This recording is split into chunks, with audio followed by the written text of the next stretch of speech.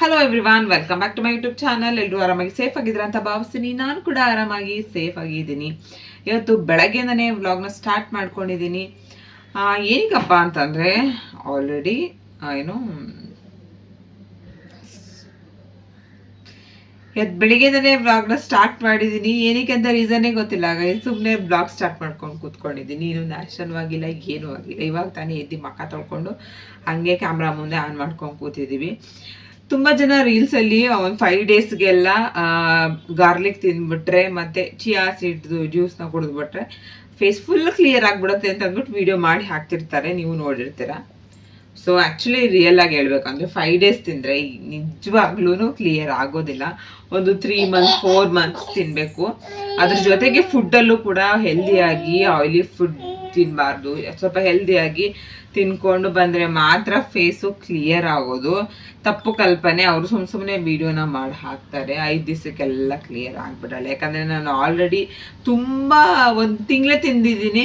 ಅಂದರೆ ಫುಡ್ಡು ಕೂಡ ಚೆನ್ನಾಗಿ ನಾವು ತಿನ್ನಬೇಕು, ಹೆಲ್ದಿಯಾಗಿ ತಿನ್ನಬೇಕು. ಜಂಕ್ ಫುಡ್ ಎಲ್ಲ ತಿನ್ನಬಾರ್ದು.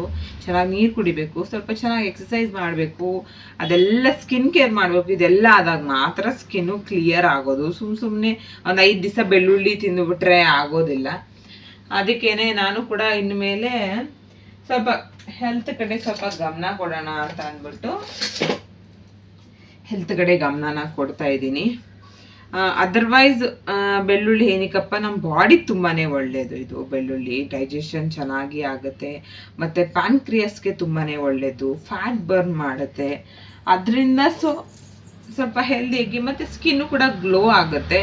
ಅದರಿಂದ ಬೆಳ್ಳುಳ್ಳಿನ ತಿನ್ನಬೇಕು. ಜಸ್ಟ್ ಈ ಥರ ಒಂದು ಪೀಸ್ ಅಷ್ಟೇ. ಬಟ್ ಇದನ್ನ ರಾ ತಿನ್ನೋದು ಕಷ್ಟ ಆಗುತ್ತೆ. ಸೊ ಅದರಿಂದ ನಾನು ಸ್ವಲ್ಪ ಹನಿನ ಮಿಕ್ಸ್ ಮಾಡಿಕೊಂಡು ತಿಂತೀನಿ ಯಾವಾಗ್ಲೂ. ಇಲ್ಲ ಅಂತಂದರೆ ರಾ ತಿಂದರೆ ಏನಾಗುತ್ತೆ ಅಂತಂದರೆ ಹೊಟ್ಟೆ ಉರಿ ಬಂದ್ಬಿಡುತ್ತೆ. ಸೊ ಅದರಿಂದ ರಾ ತಿನ್ನೋಕ್ಕಾಗಲ್ಲ. ಅದಕ್ಕೆ ಸ್ವಲ್ಪ ಹನಿನ ಹಾಕ್ಕೊತಾ ಇದ್ದೀನಿ. ಹನಿ ಜೊತೆ ಒಂದು ಸ್ವಲ್ಪ ಹನಿ ತಗೊಂಡು ಬೆಳ್ಳುಳ್ಳಿನ ಇದರೊಳಗಡೆ ಡಿಪ್ ಮಾಡಿಕೊಂಡು ಆಮೇಲೆ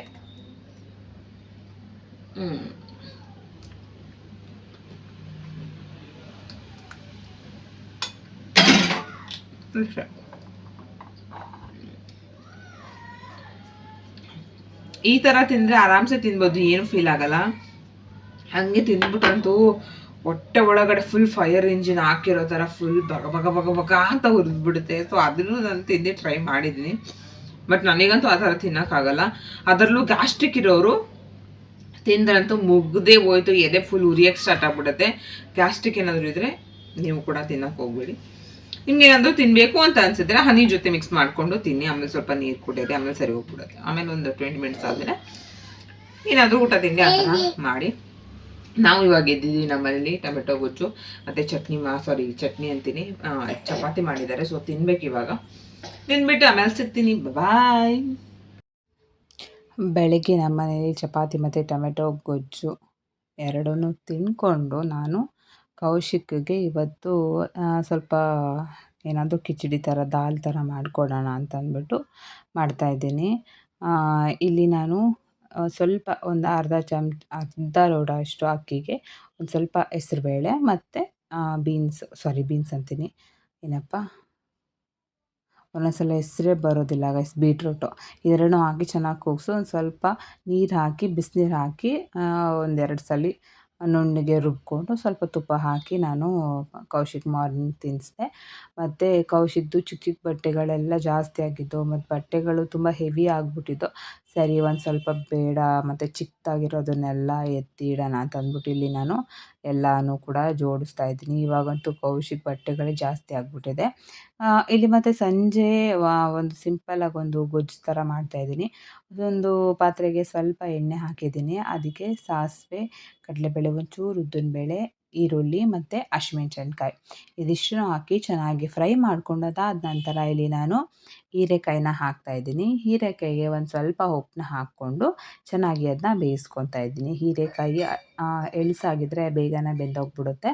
ನಾನು ಫಸ್ಟ್ ಹೀರೆಕಾಯಿ ಹಾಕ್ಕೋತಾ ಇದ್ದೀನಿ, ಆಮೇಲೆ ಟೊಮೆಟೊ ಹಾಕ್ತಾಯಿದ್ದೀನಿ. ಟೊಮೆಟೊ ಹಾಕ್ಬಿಟ್ಟು ಹೀರೆಕಾಯಿ ಹಾಕಿದ್ರೆ ಬೇಯೋದು ಲೇಟ್ ಆಗುತ್ತೆ. ಸೊ ಅದರಿಂದ ಹುಳಿ ಪದಾರ್ಥ ಹಾಕೋಕ್ಕಿಂತ ಮುಂಚೆ ಯಾವುದೇ ತರಕಾರಿನೂ ಬೇಯಿಸ್ಕೊಂಡ್ರೆ ಬೇಗನೆ ಬೆಂದೋಗುತ್ತೆ, ಇಲ್ಲ ಅಂದರೆ ಲೇಟ್ ಆಗುತ್ತೆ. ಸುಮ್ಮನೆ ಮೊದಲೇ ಗ್ಯಾಸ್ ಇಲ್ಲ, ಗ್ಯಾಸ್ ಬೇರೆ ಪ್ರಾಬ್ಲಮ್ ಆಗಿದೆ. ಆ ಟೈಮಲ್ಲಿ ಸೊ ಆದಷ್ಟು ಸ್ವಲ್ಪ ನೋಡಿಕೊಂಡು ಈ ಟೈಮಲ್ಲಿ ಗ್ಯಾಸ್ನ ಯೂಸ್ ಮಾಡಬೇಕು. ಬೆಂಗಳೂರಲ್ಲಂತೂ ಗ್ಯಾಸ್ ಇಲ್ಲದೆ ಬೇರೆ ಆಪ್ಷನ್ ಇಲ್ಲ. ಬೇಕಂದರೆ ನಾರ್ಮಲಾಗಿ ಎಲೆಕ್ಟ್ರಿಕ್ದು ಬರುತ್ತೆ, ಎಲೆಕ್ಟ್ರಿಕ್ದು ಬರುತ್ತೆ ಸ್ಟವ್ ಎಲ್ಲ. ಸೊ ಅದು ನಮ್ಮ ಮನೆಯಲ್ಲಿಲ್ಲ. ಇವಾಗ ನಾನು ಸ್ವಲ್ಪ ಅರಿಶಿನ ಪುಡಿ ಹಾಕ್ಕೋತಾ ಇದ್ದೀನಿ, ಸ್ವಲ್ಪ ಕಲರ್ಗೋಸ್ಕರ. ಮತ್ತು ಬಾಡಿಗೂ ಕೂಡ ಅರಿಶಿನ ತುಂಬಾ ಒಳ್ಳೆಯದು. ನಾನು ಪ್ರತಿಯೊಂದು ಅಡುಗೆಯಲ್ಲೂ ನಾನು ಅರಿಶಿನ ಯೂಸ್ ಮಾಡೇ ಮಾಡ್ತೀನಿ. ಸಪೋಸ್ ನೀವು ಯೂಸ್ ಮಾಡಲ್ಲ ಅಂದರೆ ಯೂಸ್ ಮಾಡಿ. ಮತ್ತು ಇದಕ್ಕೆ ಸ್ವಲ್ಪ ನೀರು ಹಾಕಿ ಉಪ್ಪು ಮತ್ತು ಖಾರ ಹಾಕಿ ಚೆನ್ನಾಗಿ ಕುದಿಸ್ಕೊಂಡು, ಆ್ಯಕ್ಚುಲಿ ಅದು ಕ್ಲಿಪ್ಪಿಂಗ್ಸು ಮಿಸ್ ಆಗೋಯಿತು. ಅದಾದ ನಂತರ ಬೆಳಗ್ಗೆ ನೆಕ್ಸ್ಟ್ ಡೇ ಇದು ವ್ಲಾಗು. ಬೆಳಗ್ಗೆ ನಮ್ಮಮ್ಮ ಇಡ್ಲಿನ ಮಾಡಿದರು. ಇಡ್ಲಿಗೆ ನಾನು ಖಾರ ಚಟ್ನಿ ಮತ್ತು ಸ್ವೀಟ್ ಚಟ್ನಿನ ಮಾಡಿದ್ದೆ. ಸ್ವೀಟ್ ಚಟ್ನಿ ತುಂಬಾ ಇಷ್ಟ ನನಗೆ. ಅವಾಗಿಂದ ಅನ್ಕೋತಾ ಇದ್ದೆ, ಅವತ್ತಿಂದ ಮಾಡಬೇಕು ಅಂತ. ಮಾಡೇ ಇರಲಿಲ್ಲ. ಇಡ್ಲಿ ಮಾಡಿದಾಗ ಮಾಡೋಣ ಅಂದ್ಬಿಟ್ಟು ಸುಮ್ಮನೆ ಇದ್ದೆ. ಎಷ್ಟು ಜನಕ್ಕೆ ಸ್ವೀಟ್ ಚಟ್ನಿ ಇಷ್ಟ ಆಗುತ್ತೆ ಕಮೆಂಟ್ ಮಾಡಿ. ತುಂಬಾ ಈಸಿ ಇದು. ಕಾಯಿ ಮತ್ತು ಎಷ್ಟು ಸ್ವೀಟ್ ಬೇಕಷ್ಟು ಬೆಲ್ಲ ಮತ್ತು ಒಂದು ಸ್ವಲ್ಪ ಏಲಕ್ಕಿ ಹಾಕ್ಕೊಂಡು ರುಬ್ಕೊಂಡ್ರೆ ಆಯಿತು.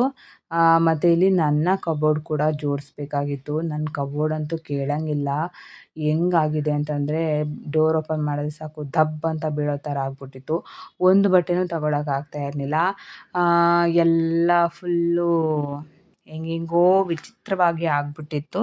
ಸರಿ, ಕೌಶಿಕ್ ಬೇರೆ ಮಲಗಿದ್ದ. ನಾನು ಮಲ್ಕೊಳ್ಳೋಣ ಅಂತ ಇದ್ದೆ. ಆಮೇಲೆ ಸರಿ ಬೇಡ, ಬಟ್ಟೆಗಳನ್ನೆಲ್ಲ ಜೋಡಿಸ್ಕೊಂಬಿಡೋಣ.